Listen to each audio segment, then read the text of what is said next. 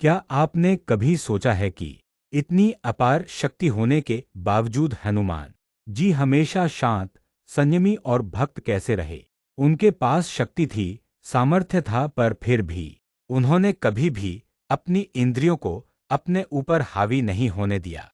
यही कारण है कि उन्हें जितेंद्रिय कहा जाता है, यानी वह जिसने अपनी इंद्रियों को पूरी तरह जीत लिया हो। अक्सर लोग ब्रह्मचर्य का मतलब केवल विवाह न करना समझते हैं, लेकिन सच्चाई इससे कहीं गहरी है।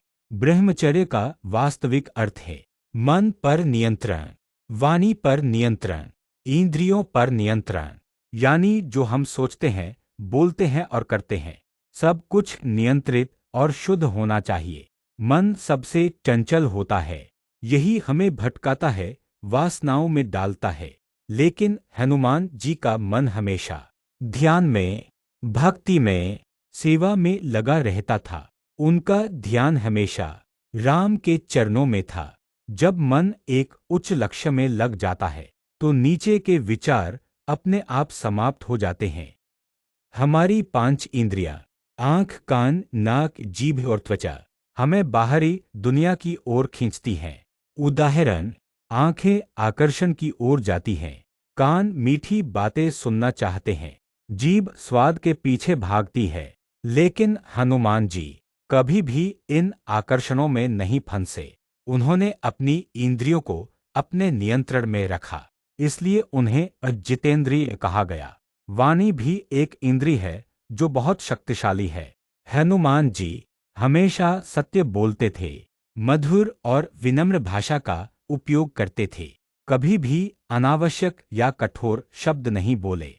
उनकी वाणी में शक्ति भी थी और शांति भी। सबसे कठिन है वासना पर नियंत्रण, लेकिन हनुमान जी कभी भी वासनाओं के वश में नहीं आए। उनका मन हमेशा ऊंचे उद्देश्य में लगा रहा।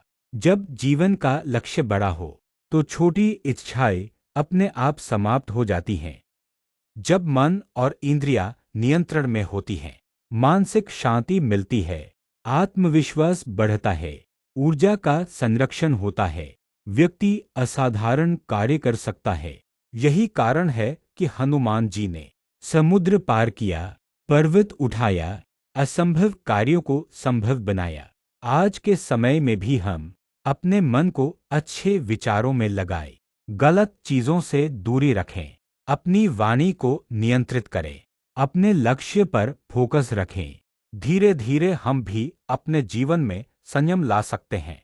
ब्रह्मचर्य का अर्थ सिर्फ संयम नहीं, बल्कि ऊर्जा का संरक्षण भी है।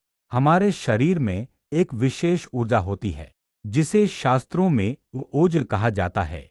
यह ओज मानसिक शक्ति देता है, आत्मबल बढ़ाता है, शरीर को मजबूत बनाता है। जब व्यक्ति ब्रह्मचर्य का पालन करता है, तो यह ऊर्जा व्यर्थ नहीं जाती, बल्कि संग्रहित और शक्तिशाली बनती है। हनुमान जी ने अपनी ऊर्जा को कभी व्यर्थ नहीं किया। उन्होंने इंद्रियों पर नियंत्रण रखा, मन को भटकने नहीं दिया, अपनी शक्ति को सही दिशा में लगाया। यही कारण है कि उनकी शक्ति असीम और दिव्य बन गई। जब माता सीता की खोज करनी थी, तो हनुमान जी ने पूरा समुद्र पार कर लिया। यह केवल शारीरिक ताकत नहीं थी, बल्कि आत्मबल प्लस संयमित ऊर्जा का परिणाम था। उनका मन केंद्रित था, उनका लक्ष्य स्पष्ट था, उनकी ऊर्जा पूर्ण रूप से एक दिशा में लगी थी। इसलिए असंभव कार्य भी संभव हो गया। जब लक्ष्मण जी के प्राण बचाने की बात आई, तो हनुमान जी ने पूरा संजीवनी पर्वत उठा लिया। सोचिए यह शक्ति कहाँ से आई? न कोई थकान, न कोई संदेह, सिर्फ एक लक्ष्य और पूरी ऊर्जा।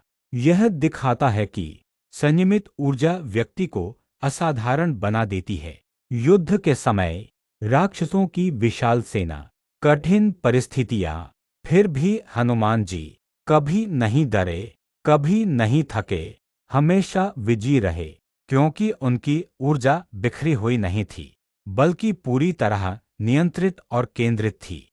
हनुमान जी का ब्रह्मचर्य सिर्फ विवाह न करने तक सीमित नहीं था, बल्कि यह था मन का नियंत्रण, ऊर्जा का सही उपयोग, ईश्वर के प्रति पूर्ण समर्पण।